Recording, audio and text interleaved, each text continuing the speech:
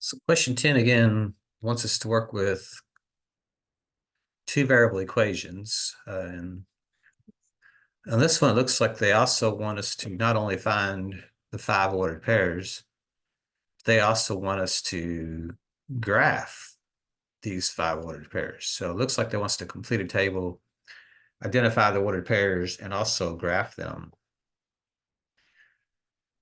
So what you'll just start to discover is these equations actually take on the shapes of lines. So these are actually described as linear equations. So when the variable of x is a 1, when the exponent of x is a 1, these are going to be called degree 1 equations, or when we graph them, they will take on the look of lines. So we call these linear equations.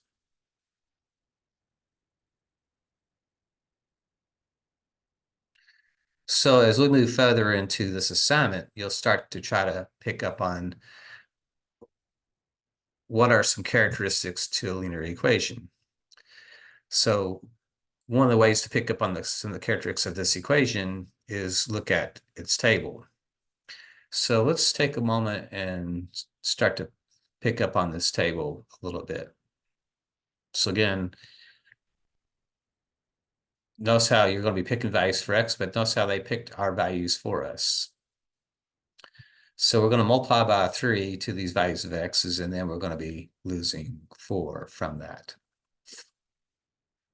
So as we do this, the first number they asked us to pick is this -2. So -2 is going to go in. 3 times -2 is -6, and then we're going to lose 4 as well. So that means that's a loss of 6 and a loss of 4. That's a loss of 10. So that's going to be a -10.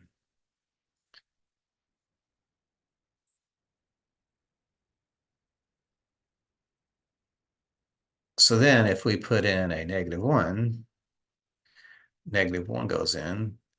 3 times -1 is -3. We have this -4, so that's a loss of 3 and a loss of 4. That's a loss of 7. So -1, -7.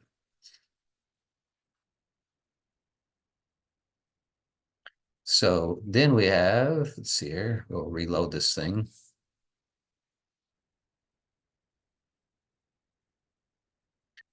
We now have 0 goes in. 0 is quite nice because when you multiply by 0, the answer is 0, and then I have a loss of 4, so that means it's a loss of 4. So 0, -4 appears.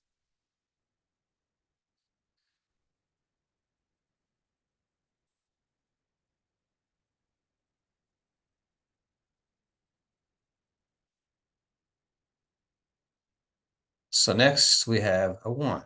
If we put a 1 in, 3 times 1 is 3, and we have a loss of 4. So if we have 3 and lose 4, notice now we're down 1.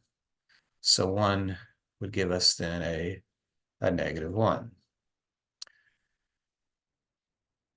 And then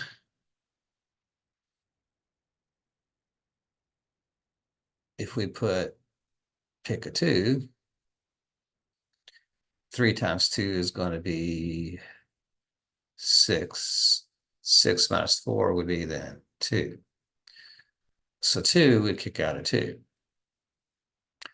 So one of the things that you'll start to pick up on with linear equations is when you look at these tables, there should be a pattern. If you make a pattern in your input values, notice how the input values, we just made those change each time by 1. So if you make the x's change by a certain pattern, so notice how there's an increase of 1, an increase of 1, an increase of 1, and an increase of 1. So -2 to -1 is up 1. -1 to 0 is up 1. 0 to 1 is up 1, and then 1 to 2 is up 1. When you make the x's change by a consistent pattern, the y's should also change. So notice how I went from a -10 to a -7. That's an increase of 3. -7 to a -4, that's an increase of 3. -4 to a -1 is also an increase of 3. And that -1 to a 2 is also an increase of 3. So notice how there is this change in y to this change in X, if you will. This is what we call the rate of change. So the rate of change is going to be the change in Y, which is 3, over the change in X, which is 1. And if you simplify that fraction, it's a 3. So notice that the coefficient of X is a 3 again. So notice how, if I wanted to know the rate of change, it's really right in front of us. It's 3. Notice this 0, -4.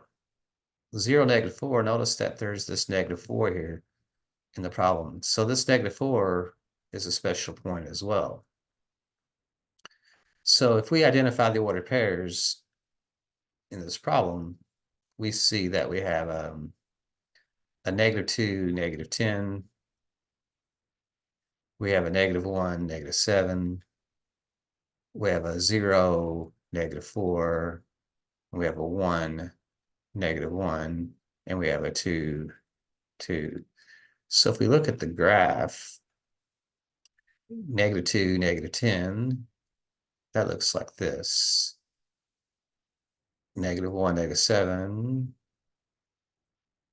Well, actually, they're plotting these points here, so never mind. So that's wrong. So -2, -10 is not right. So A is off because they're looking at these 4 dots.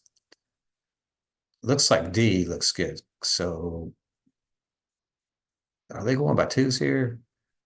2, 4, 6, 8, 10. So they're counting by 10s here, about 2s. So notice how each tick mark actually represents 2.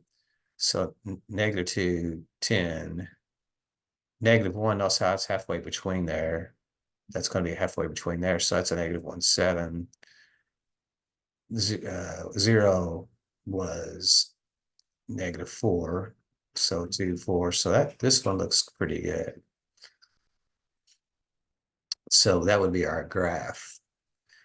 So notice how this graph is actually a line, and it actually should have arrows on it, but they don't put the arrows on here. But this thing continues off in this direction here. So what we found is 4 solutions, but the line itself has infinitely many solutions. So keep in mind, we didn't find all the solutions to this equation. We just found 5 of the solutions, or 5 ordered pairs. By graphing those 5 ordered pairs, it gave us a good idea of what the line looked like. So it gives us a visual of the line. So let's say this equation can be turned into a table. The table starts to help us see some patterns in the equation. So we know this coefficient of X is actually describing what's called the rate of change, or more commonly in algebra, we use the word slope for that.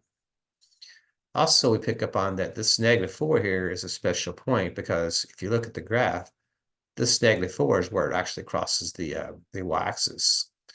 So as we move forward, we're going to try to move from the equation to the graph without actually making a table. It's a time saver if we can pick up on some patterns. But right now they're wanting us to create the table, make the ordered pairs, and then plot the points and identify the graph.